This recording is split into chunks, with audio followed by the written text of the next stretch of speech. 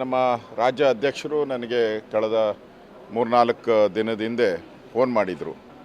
ಯಾರು cross voting ಮಾಡಿದ್ದಾರೆ, ಕೆಲವರ ಅಭಿಪ್ರಾಯ ಇದೆ ಧರ್ಮಸ್ಥಳದಲ್ಲಿ ಅವರೆಲ್ಲ ಬಂದರೆ ಕಾರ್ಯಕಾರಿ ಸಮಿತಿ ಒಂದು ಸಭೆ ಮಾಡಿ, ಶಾಸಕಾಂಗ ಸಭೆ ಮಾಡಿ ದೇವರ ದರ್ಶನ ಮಾಡೋಣ, ಅಲ್ಲಿ ನೋಡಿ ಅಂತೆ ಕೇಳಿ ಅಂತ ಹೇಳಿದ್ರು. ನಾನು ಹಲವಾರು ನಮ್ಮ ಹಿರಿಯರ ಜೊತೆ ಎಲ್ಲ ಚರ್ಚೆ ಮಾಡಿದೆ, ಭಾಳಷ್ಟು ಜನ ಹಿರಿಯರ ಜೊತೆ ಎಲ್ಲರೂ ಚರ್ಚೆ ಮಾಡಿದೆ.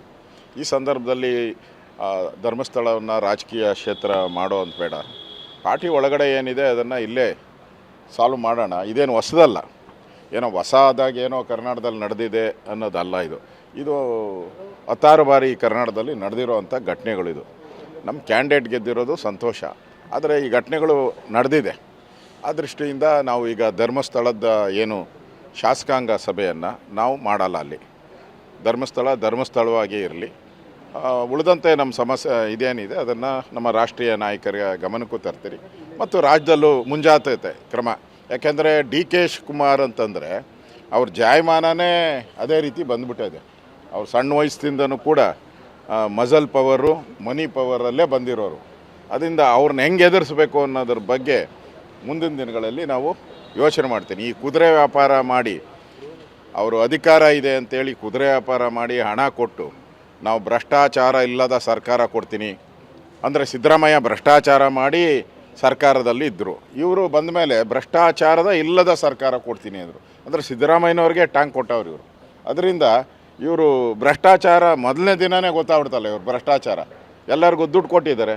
5 ಕೋಟಿ 10 ಕೋಟಿ ದುಡ್ಡು ಕೊಟ್ಟಿದ್ದಾರೆ. ಎಲ್ಲಿಂದ ಬಂತು ಇವೆಲ್ಲ? ಅಂದರೆ ಭ್ರಷ್ಟಾಚಾರದ ಪಿತಾಮಹರು ಇವರೆಲ್ಲ. ಅದರಿಂದ ನಮ್ಮ ಈ ಧರ್ಮಸ್ಥಳದ ಏನು ಶಾಸಕಾಂಗ ಸಭೆ ಅದಿಲ್ಲ. ಅದನ್ನು ನಾವು ನಮ್ಮ ವೇದಿಕೆಯಲ್ಲೇ ಎಲ್ಲಿ ಚರ್ಚೆ ಮಾಡಬೇಕು ಅಲ್ಲಿ ಚರ್ಚೆ ಮಾಡ್ತೀರಿ. ಯಾರು ಪಾರ್ಟಿಗೆ ಮೋಸ ಮಾಡಿದ್ದಾರೆ, ದ್ರೋಹ ಬಗೆದಿದ್ದಾರೆ, ಅವರು ಎಲ್ಲೇ ಇದ್ದರೂ ಕೂಡ ಅವರಿಗೆ ಬುದ್ಧಿ ಕಲಿಸ್ತೀರಿ, ಬಿಡಲ್ಲ. ಇನ್ನೊಂದು ಸರಿ ಅವ್ರ ಜನ್ಮದಲ್ಲಿ ಈ ಥರ ಹಲ್ಕ ಕೆಲಸವನ್ನು ಮಾಡಬಾರ್ದು. ಇಲ್ಲ ನೋಡಿ, ಇದು ಸೀಕ್ರೆಟ್ ವೋಟಿಂಗು, ಇದಕ್ಕೆ ಸಮಯ ಬೇಕಾಗ್ತತೆ. ಜನರಲ್ ವೋಟಿಂಗ್ ಹೆಂಗೆ ನಡೀತೋ ಹಂಗೆ ನಡೆದಿದೆ.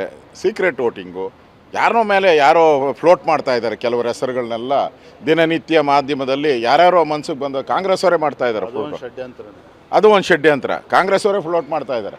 ಯಾರು ಮಾಡಿದಾರೋ ಅವ್ರ ಹೆಸರುಗಳು ಬರ್ತಾ ಇಲ್ಲ, ಮರೆದಿದ್ದವ್ರ ಹೆಸರುಗಳು ಎಲ್ಲ ಮಿಕ್ಸ್ ಮಾಡಿ ಹಿಂಗೆಲ್ಲ ಮಾಡ್ತಾ ಇದ್ದಾರೆ. ಅದರಿಂದ ನಾವು ಅದ್ರ ಬಗ್ಗೆ ಏನು ತಲೆ ಕೆಡ್ಸ್ಕೊಳಲ್ಲ. ನಮ್ಮೆಲ್ಲ ಶಾಸಕರಿಗೂ ನಾನು ಹೇಳ್ತೀನಿ, ಆ ಥರ ಯಾರು ತಲೆ ಕೆಡ್ಸ್ಕೊಳೋದು ಬೇಡ.